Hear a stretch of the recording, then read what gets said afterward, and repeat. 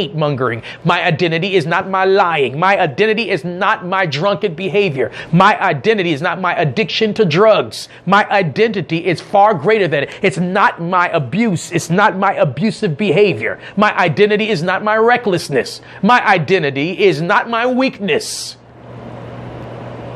My identity is not my alcoholism. My identity is not my drug abuse. My identity is not my adultery. My identity is not my fornication. My identity is not my drug dealing. My identity is not my pimp lifestyle. My true identity is what he created me to be. That's my true identity. If only you get a revelation, if only you can open your spirit, man, to receive the one, the truth. How many understand Jesus is the way, the truth, and the life? Except Christ, who is the truth, comes with that truth to water the seed of what you truly are, of who you truly are, of what you've truly been created to be. The seed that he planted in you, except he comes with his truth and waters that seed and reveals to you who you really are. You will live and die and never realize what you were capable of. It will be a destiny aborted and lost. The graveyard is filled with potential. That's probably, arguably, the richest place on earth. Not the oil fields, not the gold mines, not the diamond fields, but the richest place on earth. Not the banks, not Fort Knox. The richest place on earth is the graveyard. You know how many people never met the one who is truth? Because the only one who can tell you who you really are is the one who created you. He's the one who planted inside of you. He knows where it's located. He knows what he placed in you. He has the blueprints already. He has the plans already for your life. And unless you meet the planner, unless you meet the architect, how will you know the architectural plans? Except you meet the designer, how will you know how you've been designed? Except you meet your creator, how will you know what you've been created to do and to become? Except you have a divine encounter with Christ, who is the truth. How can the word of truth, which is the water the seed that will cause a harvest of potential and promise in your life? You won't know that. You will live and die. And we'll go through the ceremony and go through the funeral and the internment, and you will be lowered into the ground, never realizing what you were created for. A life filled with drama and decisions and poor decisions, only to die and spend an eternity without knowing, in torment without knowing.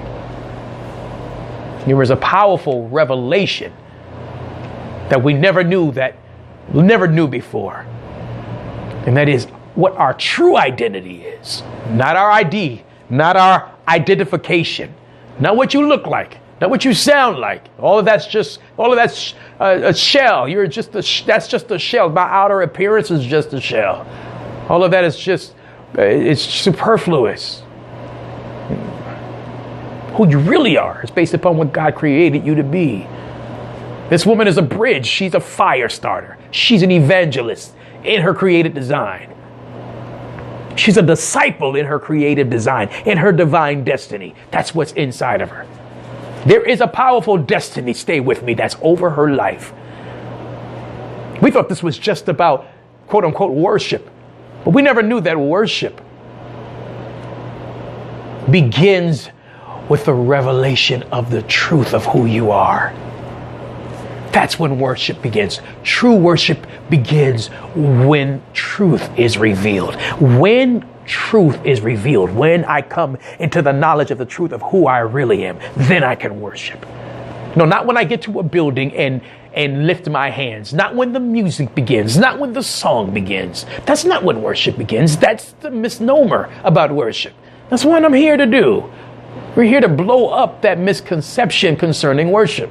We're here to refute and rebuff the very notion that worship begins when musicians begin to play and praise and worship ministries begin to sing. And we say things like, come on, let's worship. Worship is not an exercise. Worship is not an event. You don't do praise and worship. You don't have praise and worship. You are a worshiper who prays. Let me say that again. You don't do praise and worship. You don't have praise and worship. You are a worshiper who prays. I'm a worshiper by design. And when I come into the true knowledge of my creative design, that's when worship begins. When I walk in truth, I've worshiped. I worship when I walk in truth. When I get a revelation of truth and I walk in that truth, that's when true worship begins. Not when the music begins. Not when I lift my hands. Because watch this, when I get a revelation of the truth, I may not have lifted my hands, but I still worshiped. Why? Because it is the revelation of truth that I am coming to know. When I come into that knowledge of truth and I begin to walk in that truth, that's when I worship. That's when I'm intimate with the truth. That's when I proskuneo and I kiss the truth. I'm walking in that truth. I'm coming to know that truth intimately by walking in that truth. What is this woman's truth? The truth of the matter is she's a bridge. That's her truth. The truth of the matter is she's a minister. That's her truth. The truth of the matter is she's an evangelist. That's her truth. The truth of the matter is she's a fire starter. That's her truth. She's a woman of influence. That's her truth. But that truth is locked inside. But how many understand that destiny has defining moments? I want you to write that down. There is a defining moment to every destiny. There's a defining moment to every destiny, every predestined plan of God. Because what I'm made for, I'm first made from. I'm made out of that. I'm made from. And so what I'm made for, I'm made from. And I never knew that it is now what I'm made of. Write that down. What I'm made for, I was first made from. And it is now what I'm made of. You don't even know what